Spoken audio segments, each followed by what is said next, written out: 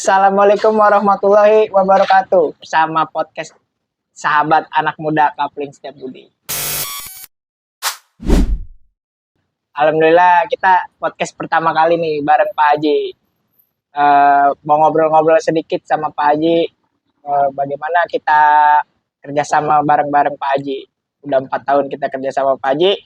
Mau dengar ceritanya? Oke, kita lanjut aja ke Pak Haji. Pak Haji, apa kabar Pak Haji? Alhamdulillah. Sehat Pak Haji? Sehat, alhamdulillah. Kesibukannya sekarang ini lagi gimana Pak Haji? Kesibukannya ya menyibukkan diri. Ya setelah pensiun dari ASN, Ya. banyak kegiatan yang harus saya selesaikan. Ya kegiatan baru lah. Kayak apa tuh Pak Haji kegiatan barunya tuh abis pensiun nih Pak Haji? Ya salah satunya saya kembali ke awal ya sebagai seorang penggiat kesehatan. Ya karena seorang dokter, ya pasti saya praktek mandiri. Terus yang kedua saya melanjutkan usaha ya karena memang keluarga saya pedagang tekstil. Ya saya walaupun seorang dokter juga saya berkecimpung. Ya. Itulah. Yang belum tahu, yang belum kenalan nih, saya kenalin. Nih Pak Haji Karta, biasa dipanggil Dokter Haji Karta. Ya betul Pak Haji? Betul. Ya. Kita udah lama nih kerjasama bareng Pak Haji. Mungkin kita dari anak muda nih Pak Haji mau ada tanya-tanya sedikit. Kita kan udah lama nih Pak Haji. Udah 4 tahun ya kerjasama nih Pak Haji. Iya, hampir 4 tahun ya. Iya. Saya jelasin dulu nih kerjasama anak muda sama Pak Haji itu apa tuh. Kita ngejalanin kegiatan sunatan massal. Alhamdulillah Pak Haji bantu kita selama 4 tahun. Saya biasanya manggil Pak Haji ya, manggilnya ya. Ada pertanyaan sedikit dari anak muda nih Pak Haji. Perjalanan karir Pak Haji hingga sampai dokter Kitanan tuh seperti apa Pak Haji? Boleh diceritain nggak Pak Haji? Perjalanannya panjang ya. Cerita saya mulai dari kampung ya. Dulu kampung saya tuh kampung Cipadu ya. Oh dari Cipadu Pak Haji? Iya, saya asli orang Cipadu. Ya sekolah juga jauh ya. Zaman dulu mungkin sekolah masih serba kurang zaman dulu ya, namanya juga zaman dulu. Terus saya sekolah ke Jakarta, jauh juga memang, ya ke Mestik, terus sekolah lagi ke Blok M, terus sekolah lagi ke Cempaka Putih, ya. Mengambil profesi dokter saya dulu. Saya kuliahnya di Universitas Yarsi, Cempaka Putih. Dulu dokter tuh masih ada sekolah profesi ya, ambil gelar profesi itu di perguruan tinggi negeri. Saya ambil di Surabaya waktu itu di Universitas Airlangga Surabaya. Itu mencapai gelar dokter ya. Di sana memang dulu sekolah swasta ya, lama lah ya. Setelah itu saya lulus langsung dulu ambil dokter PTT karena dokter Impres sudah dihapus ya. PTT itu apa tuh Pak Haji? Mohon maaf nih. Pegawai tidak tetap. Oh, pegawai tidak tetap. Pegawai tidak tetap. Saya alhamdulillah walaupun sekolah sulit, lama, tapi karir saya alhamdulillah lancar. Alhamdulillah. Iya, jadi saya PTT 1 tahun langsung diberikan hadiah lah ya, kemudahan untuk mengabdi di kampung sendiri ya di kota Tangerang. Saya diangkat menjadi pegawai negeri sipil pada saat itu setelah PTT. Itu tahun berapa tuh Pak Haji kalau boleh? Tahun 2002. Oh 2002. Iya, 2002 saya masuk, 2003 saya diangkat menjadi pegawai negeri sipil. Iya, di kampung sendiri. Nah, proses itu saya lalui eh ya boleh dibilang tetap melalui kocokan-kocokan gitu ya. Ya alhamdulillah keluar tuh baik terus gitu alhamdulillah. Ya, Dan nggak kepikir tuh dari kecil mau jadi pegawai negeri gitu, ya. nggak terpikir ya. Ya berjalan aja dengan sendirinya. Hmm. Air mengalir. Terus saya pernah menjadi kepala puskesmas di Larangan, Larangan mana Larangan nih? Utara. Oh, Larangan Ya, Utara. dulu puskesmas 1 kan. Terus pernah juga menjadi kepala puskesmas di Karangtengah. Oh, Karangtengah. Iya. Terus dipindahkan lagi ke dinas menjadi kepala Balkesda, Balai Kesehatan Daerah, ya, atau Balai Pengobatan Daerah. Terus dipindahkan lagi menjadi kepala seksi pengendalian penduduk di dinas pemberdayaan perempuan, perlindungan anak dan keluarga berencana. Oh. Iya, jadi banyak bermasyarakat saya di dinas tersebut. Gitu. Sampai akhirnya saya pensiun. Oh. Terus pas setelah pensiun Pak Haji buka praktek ini Pak Haji berarti. Ya karena saya memang diamanahin sebagai seorang dokter, ya saya praktek. Praktek ya mungkin belum begitu rutin ya, karena saya baru selesai pensiun. Ada rencana-rencana sih pengen buat tempat praktek lah yang lebih baik gitu tempatnya gitu mungkin ya. Terus selain itu juga saya dikenal sebagai dokter Hitan. Oh. Ya, dokter Hitan. Itu pada akhirnya setelah pensiun buka praktek langsung jadi dokter Hitan ini Pak Haji. Atau gimana? Kalau dokter Hitan itu dikenal sudah lama. Saya praktek Hitan itu dari semenjak saya jadi dokter, saya udah mengasah kemampuan saya di bidang Hitan. Gitu. Jadi ya sambil jadi pegawai negeri, saya praktek Hitan juga sih sebetulnya. Oh, oke. Okay. Ya, dan itu tidak bisa ditinggalkan kayaknya. Iya. Karena masyarakatnya sudah mengenal saya sebagai dokter sunat. Saya rasa itu. Berarti orang-orang udah percaya nih sama Pak Haji kalau Pak Haji jadi dokter Hitan ini. Jadi alhamdulillah. Orang datang ke Pak Haji terus nih. Yeah. Selama Pak Haji jadi dokter ini. Yeah. Oke, jadi kayak gitu ya ceritanya. Awal mula kenal kita nih Pak Haji, anak muda. Itu gimana tuh Pak Haji? Bisa diceritain nggak? Dengan anak muda kapling ya? Iya, anak muda. Jadi kapling itu dulu di kampung saya mungkin pendobrak daripada karakter masyarakat saya di kampung. Dulu kan ada di kampung itu kita namanya orang kampung kan ada juga dikenal orang kota. Nah, orang Setiabudi ini adalah orang kota yang pindah ke kampung. Orang kota pindah ke kampung? Iya. Oh. Gimana kehidupan kota dia bawa ke kampung. Jadi kami kampung menjadi kota baru. Oke. Cipadu itu kampung awalnya, desa. Karena orang Setiabudi kota itu, Jakarta, mungkin karena dipindahkan wilayahnya karena mau dibangun atau gimana, perluasan kota, pembangunan kota, akhirnya mereka pindah ke tempat kami. Nah, pindah dilokasikan di wilayah Kreo pada saat itu ya, desa Kreo. Nah, disitulah timbul kehidupan masyarakat baru, ya, yang berbaur dengan masyarakat asli, gitu kan. Di situ banyak perubahan-perubahan, mulai dari perilaku, ya kan, terus kebiasaan, ya, terus hubungan sosial dengan masyarakat kami, sehingga masyarakat kami semakin terbuka. Nah, karena semakin banyak penduduknya, semakin berkembang, terus mereka juga berbaur antara satu dengan yang lainnya, timbul hubungan kekeluargaan karena pernikahan dan sebagainya. Yang dulu masyarakat kota modern yang dibawa ke kampung kami,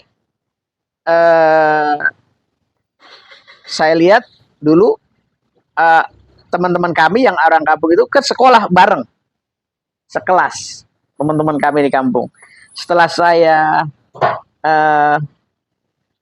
pergi, istilahnya merantau lah ya kemana-mana, pulang saya jadi dokter lah, kenalah sama anak-anak kapling ini, anak-anak teman-teman saya. Oh, Kalian tuh kan anak-anak teman saya gitu loh.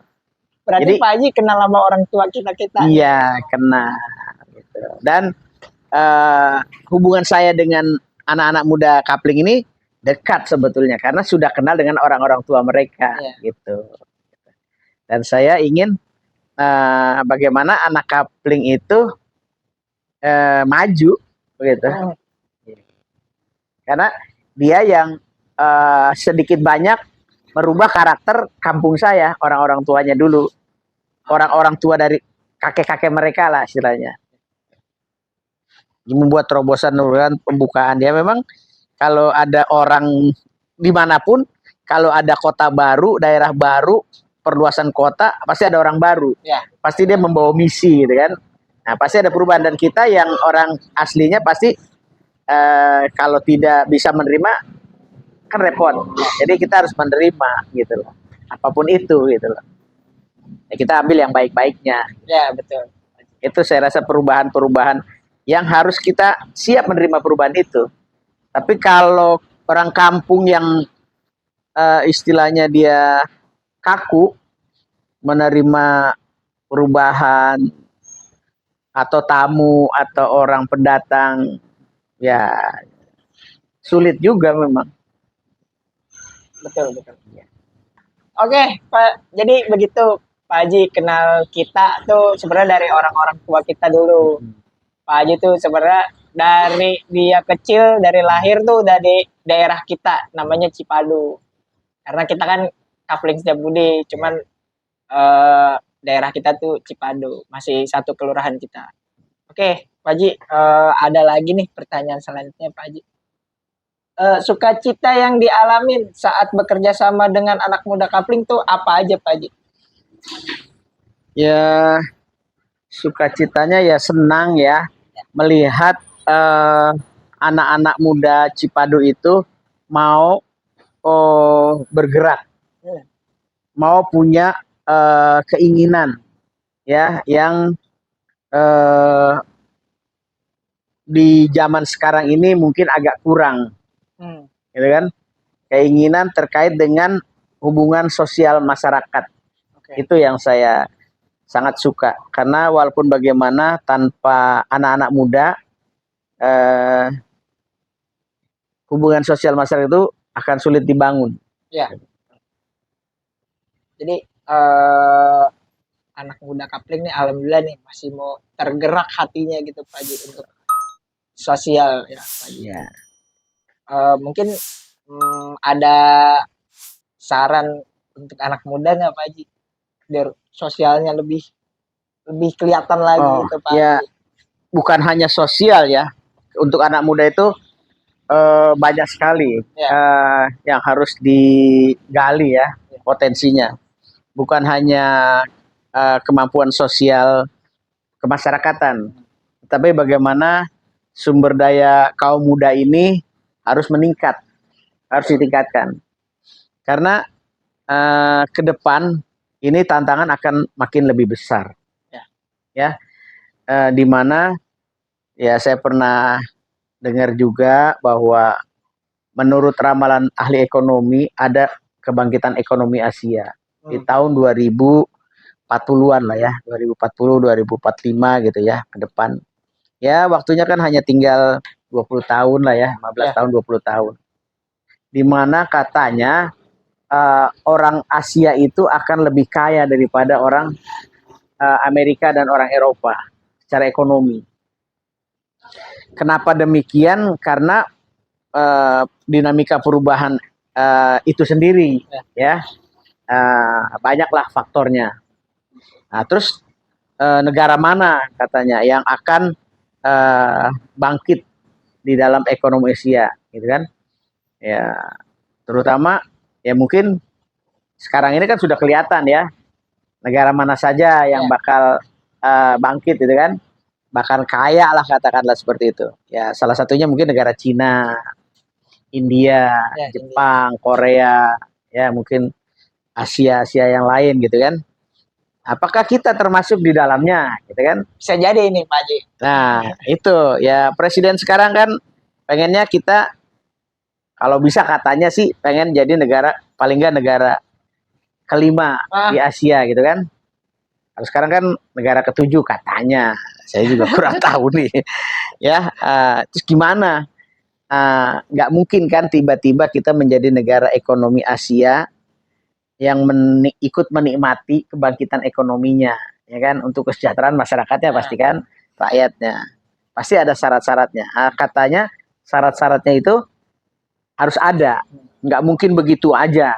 Syaratnya apa? Syaratnya untuk menjadi negara Asia yang ikut bangkit nanti, salah satunya adalah reformasi birokrasi. Ya. Itu kan dari sekarang sudah mulai itu, ya kan? Ya kita harus siap dengan perubahan, harus mau menerima perubahan itu. Ya, itu salah satunya. Mungkin kita mungkin masih belum terbiasa, tapi nanti mungkin melalui masyarakat anak-anak muda Kapling ini bahwa perubahan itu biasa dan harus kita terima kalau kita ingin berubah. Ya, itu salah satunya. Yang kedua bebas korupsi. Nah, itu ya kan sekarang pemerintah sudah membangun bermacam-macam sektor ya, badan dan segala macam untuk penanggulangan permasalahan tentang korupsi gitu kan, pencegahan dan sebagaimana baiknya gitu kan, pemerintah sudah punya. Ya mudah-mudahan itu bisa terrealisasi ya, negara kita menjadi negara yang baik lah, ya. Amin, bebas amin. dari korupsi. Yang tidak kalah pentingnya adalah faktor yang sangat potensi adalah sumber daya manusia. Nah, sumber daya manusia itu siapa gitu kan? Ya, siapa? Yang harus ikut nanti syarat ketiga itu, yaitu pemuda. Betul. Ya, pemuda itu harus satu, dia berkualitas. Nah, pemuda yang berkualitas itu adalah pemuda yang satu memiliki inovasi yang tinggi, ya, kreativitas, skill, ya, yang berkualitas skillnya, yang mampu ya, terus cerdas. Ya, penting tuh. Cerdas beda dengan pintar ya. Cerdas, terus sehat ya, dan mau menggali potensi dirinya, gitu loh. Jadi siapa faktor yang paling penting menurut saya itu pemuda. Ya. Nah makanya saya tertarik dengan pemuda Kapling ini yang tadi mau bekerja sama, bergabung, membuat kelompok terkait dengan kegiatan sosial salah satunya. Ya, tapi bukan hanya kegiatan sosial kemasyarakatan. Tadi salah satunya bagaimana mereka meningkatkan individu mereka terhadap skill-skill mereka yang harus mereka kuasai untuk menghadapi tantangan di masa depan. Karena era persaingan di perubahan. Kalau main-main mereka akan rugi sendiri. Ya. Karena tanpa skill, tanpa kemampuan individu, tanpa potensi yang ada pada diri sendiri yang dia gali, dia akan tertinggal. Kalau pemudanya banyak yang tertinggal, banyak potensi, akibatnya tadi kita menjadi negara yang lemah. Karena sumber daya tidak berkualitas. Ya. Terus bagaimana? Kan pertanyaan lagi tuh ya. Bagaimana untuk meningkatkan kualitas pemuda itu? Ya banyak caranya tadi. Sekarang kan era teknologi. Ya. Era teknologi, informasi sudah dibuka seluas-luasnya, tergantung daripada keinginan individu dan kelompok.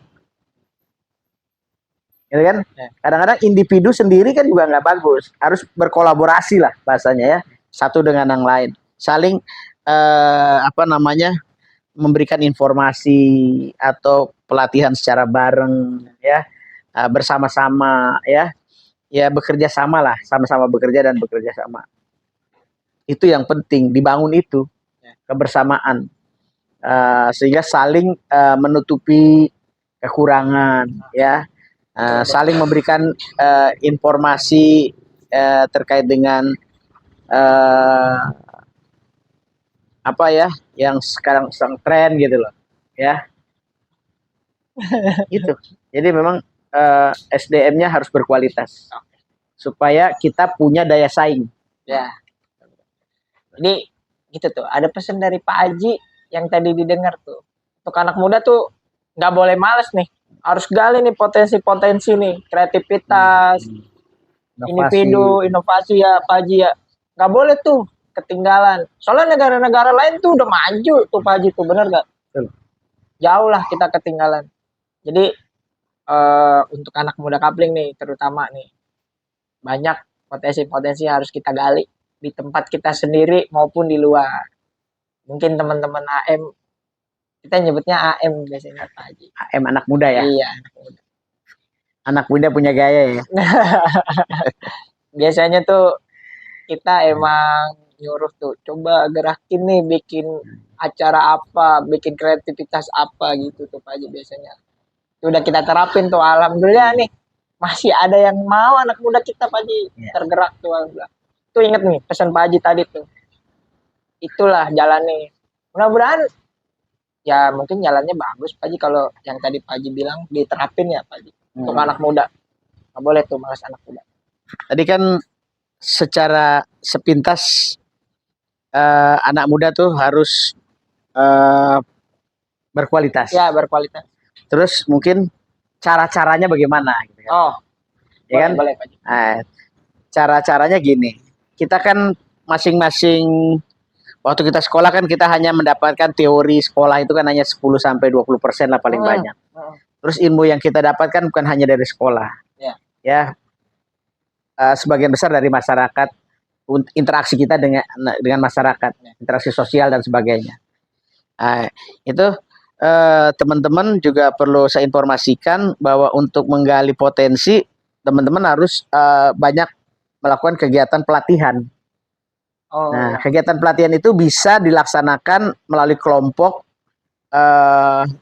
atau individu, baik dari swasta maupun pemerintah. Nah, nanti bisa teman-teman mungkin kalau dari pemerintah bisa mengajukan melalui RT RW-nya, terus ke kelurahan ya, kecamatan dan pusat pemerintahan, atau mungkin ke kementerian juga bisa ya. Bisa. Pasti kan ada yang bidang terkaitan ketenaga kerjaan ya.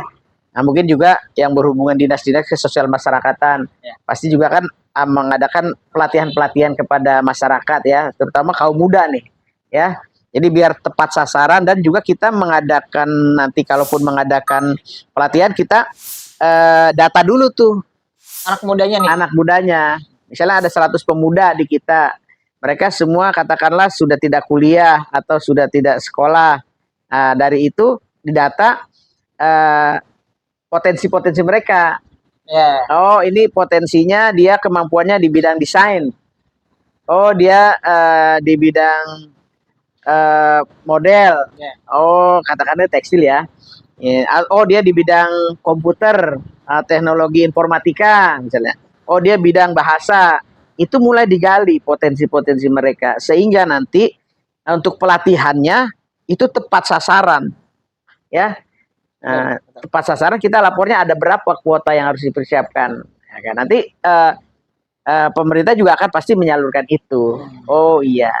Nanti supaya apa yang dilatih sesuai dengan potensi yang ada. Jangan orang ahli dia di bidang masak memasak, dilatih bidang menjahit kan nggak nyambung. Ya kan? Keahliannya masak suruh jahit nih Pak Haji. Jadi itu potensi dulu kita gali kan. Apalagi kan Cipadu ini kan pusat tekstil di Kota Tangerang. Potensi daerah kita itu sangat potensial.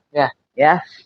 Banyak sekali produk-produk baik dari lokal maupun impor yang beredar di Cipadu. Masa kita jadi penonton saja, ya kan? Nah, coba Benar. timbul salah satu pemuda dari Cipadu ini, khususnya dari Kapling, ada desainer model, ya, sehingga berkualitasnya menjadi internasional, bukan hanya lokal, ya kan? Benar. Desain perkembangan desainer itu kan cepat sekali, model itu cepat sekali berubah. Coba bagaimana mempola, ya kan? Iya. Membuat pola, membuat tambahan-tambahan pola, pernik-pernik dan sebagainya. Bukan hanya menjahit bahan saja, tapi nanti tambahan mungkin dari sepatunya, Oh iya. ya kan, dari tasnya, ya kan, mungkin dari make upnya, gitu kan. Nah, coba nanti adakan itu lomba di Kapling. Kapling, ya kan. Bisa. Nah, adakan lomba di Kapling, dari desa-desa mana saja, atau khususnya di kota Tangerang aja dulu, Oh ya, iya. melomba desain, atau kita mengadakan itu apa namanya, ya desain gitu, ya, hasil produk anak-anak muda sekota Tangerang, ya kan, kita adu, ya kan, kita taruh di Kapling atau di larangan sini, Iya. ya, lomba busana, Bisa. ya, desain busana dan sebagainya. Coba itu ditingkatkan. Jadi bukan hanya lokal anak muda saja. Coba berkolaborasi dengan teman-teman sekitar, khususnya kota Tangerang saja dulu. Iya. Biar kita terbuka, mendapatkan informasi lebih banyak gitu. Jadi poinnya ada 2 tuh Pak Haji. Jadi kita bisa gali potensi model sama desainer. Ada 2 tuh. Ada 2. Desain busananya, Iya. ya kan? Iya. Modelnya juga dapet. Iya. Benar. Apalagi kalau kalian nanti sudah mendapat ilmu tentang apa ya, jual beli lah, atau bentuklah UMKM lah ya, atau mungkin nanti bisa jadi individu sendiri menjadi apa ya, pengusaha tekstil, ya, bahkan bukan hanya lokal tapi internasional, kan banyak tuh. Bisa impor ya Pak Haji. Iya, jadi potensi itu sangat besar. Kenapa harus jauh-jauh? Yang dekat aja coba gali, tapi yang punya. Nah, itu kolaborasi, yang satu bisa buat ini, yang satu bisa buat ini, gitu, macam-macam kan. Nggak harus model sama desainer juga Pak Haji. Masih banyak yang bisa kita gali. Iya, yang satu mungkin ahli dalam bidang teknologi informasi. Dia nanti pemasarannya secara lokal maupun interlokal maupun internasional, nasional, melalui media online. Ya. Siapa yang jago? Nanti pasaran melalui dia. Dia bagian pemasaran melalui online, ya kan? Siapa yang bidang polanya? Oh, dia membuat polanya seperti ini. Siapa yang membuat jahitan? Itu kan semua kolaborasi. Jadi nggak sendiri. Semua pasti dia kan bersama. Ada nanti, timnya. Iya. Nanti ada lagi tim yang mencari permodalan. Oh ya kan? Iya betul. Terus kalau nanti ditingkatkan dari UMKM, meningkat lagi menjadi perusahaan, misalnya CP atau PT, kan bisa ditingkatkan lagi. Ya itu dimulai dari kecil-kecil, bisa, gitu loh. Harus ada ininya. Itu salah satu contoh bagaimana kita meningkatkan cara-cara meningkatkan kesejahteraan ekonomi masyarakat. Betul sekali. Kita naikin UMKM kita. Iya. Kalau kita bicara tadi potensi kaum muda yang berkualitas. Betul. Supaya memiliki daya saing, semua harus kita miliki ilmu-ilmu itu. Betul. Di ini juga kayaknya bisa dapet tuh Pak Haji pelatihan kayak gitu di aplikasi Tangerang Live itu. Ya. Pemerintah sudah menyiapkan itu. Iya betul. Tinggal bagaimana kaum muda ini kreatif, menjemput bola yang sudah digulirkan gitu lah. Nah itu. Jadi jangan sampai ketinggalan, ya. Sayang pemerintah udah buat itu banyak, ya. Terus fasilitas sudah dibuat, tetapi kitanya nggak ada kemauan. Jemput bolanya nggak ada. Iya. Semua pada prinsipnya pemerintah sudah menyiapkan lah paling tidak. Betul. Sekarang udah gampang Pak Haji. Aplikasi tinggal download Tangerang Live, informasi di situ semua ada. Penting tinggal kitanya aja nih mau jemput bola atau enggak. Dan kita harus bekerja sama. Tidak bisa sendiri-sendiri. Ya. Kalau sendiri-sendiri nanti lambat. Karena kita punya kemampuan pasti ada keterbatasan gitu. Ya, betul itu Pak Haji. Tuh, tambahan dari Pak Haji tadi tuh. Pokoknya jadi anak muda mah harus semangat aja, apapun terobos. Iya. Kemauan yang penting ya Pak Haji. Tadi jangan sampai kita ketinggalan, saya pesan lagi tadi. Ya. 2035 nggak boleh main-main. Dan nggak boleh alergi terhadap perubahan. Kita harus siap. Ya, harus siap perubahan. Iya, apalagi sekarang kan eranya digital Pak Haji. Udah era digital ya. Gitu maksudnya. Iya. Sebetulnya jangan alergi, jangan panik gitu kan. Betul. Salah ya delete lagi. Salah lakuin lagi. Iya. Salah lakuin lagi. Kesulitan apa tuh Pak Haji yang dihadapi nih pada saat menjalani khitanan bareng-bareng anak muda? Oh iya. Kaitan dengan khitanan ya, yang selama ini saya jalani, kesulitan relatif ya, tergantung pada kondisi anak itu sendiri ya. Prinsipnya khitan itu tidak sulit ya, karena sudah menjadi kebiasaan dari zaman Rasulullah ya. Jadi bukan hal baru khitan itu. Cuma sekarang mungkin metodenya saja yang berbeda-beda. Ya. Karena teknologi tadi yang berkembang. Ya kan? Alat-alat itu sendiri ya. Kita tidak boleh juga ketinggalan perkembangan teknologi kedokteran ya. Jadi tetap saya milih metode yang paling praktis saja. Yang nyaman, praktis, dan mudah dikontrol lah gitu. Karena sekarang metodenya kita tuh macam-macam, ada teknologi ya.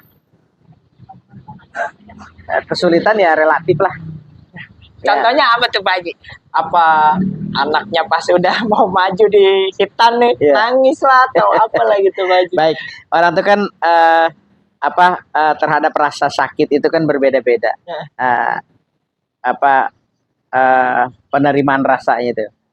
Nah, kalau dia dari awal sudah menjerit atau takut, cuman kita agak memerlukan tenaga juga untuk salah satu merayu gitu kan, menenangkan dia gitu kan. Betul. Nah, itu ya salah satunya. Dari karena takut ya wajar lah, semua orang pasti punya rasa takut.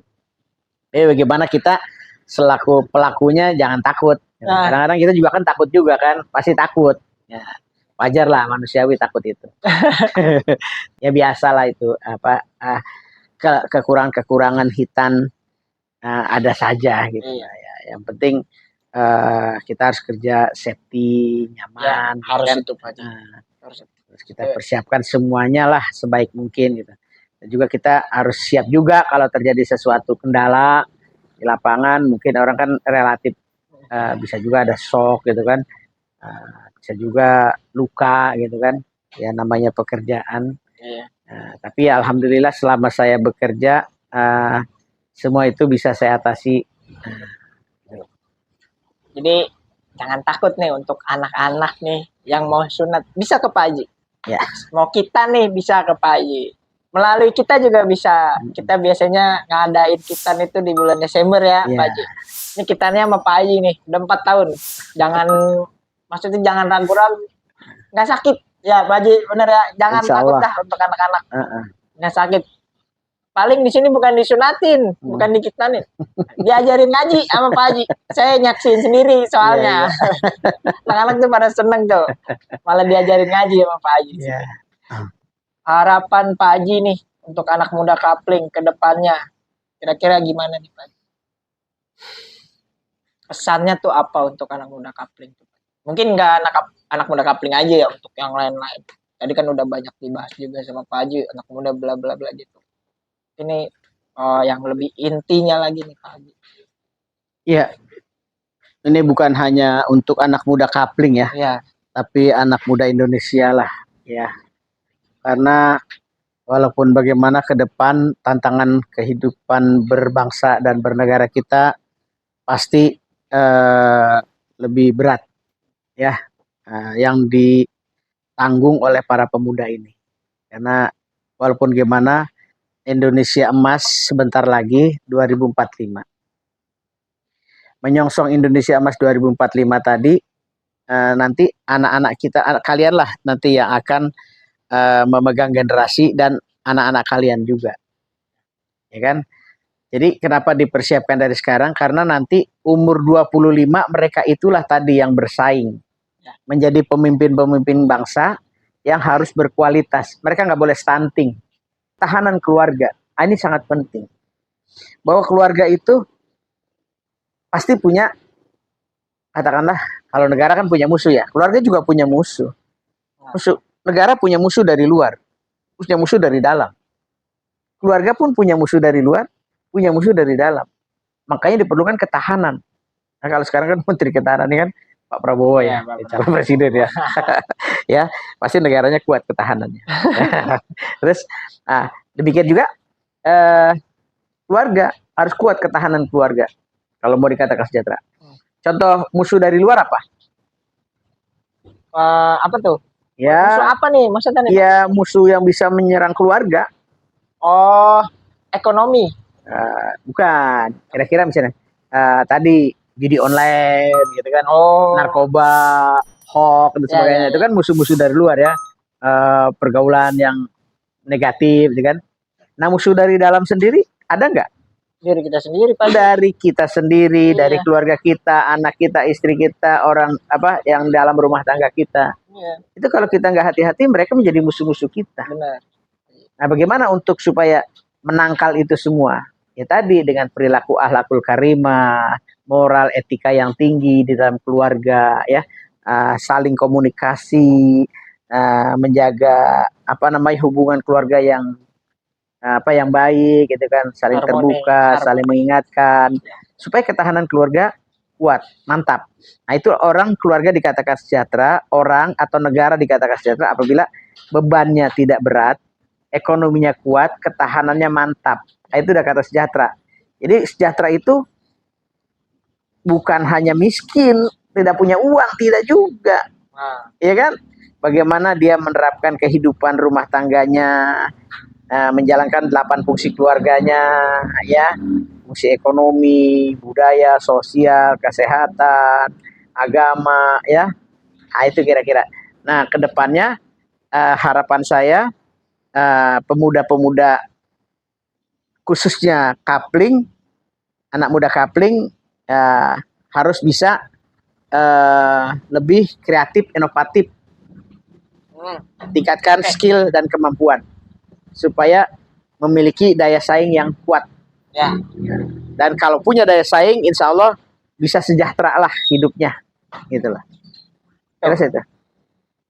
Tuh, denger ya, harus kreatif, inovatif. Tuh, apalagi tadi Pak Haji tuh. Skill yang tinggi, pengetahuan yang. Tuh, jangan lupa. Anak muda harus begitu, khususnya anak muda Kapling Setiabudi. Dan tadi udah banyak ngobrol tuh sama Pak Haji. Banyak wejangan-wejangan yang harus dijalani dalam kehidupan kayak gitu tuh tadi. Mungkin kalau dari anak muda ngobrolnya kita udahin di sini kayaknya Pak. Kasih 3 kata buat anak muda nih Pak Haji. 3 kata Pak Haji buat anak muda. Semangat, semangat, semangat, semangat dan semangat. Semangat. Tuh. Semangat, semangat dan semangat. Oke. Kita akhiri di sini podcast kita bersama Pak Haji Karta. Jangan lupa di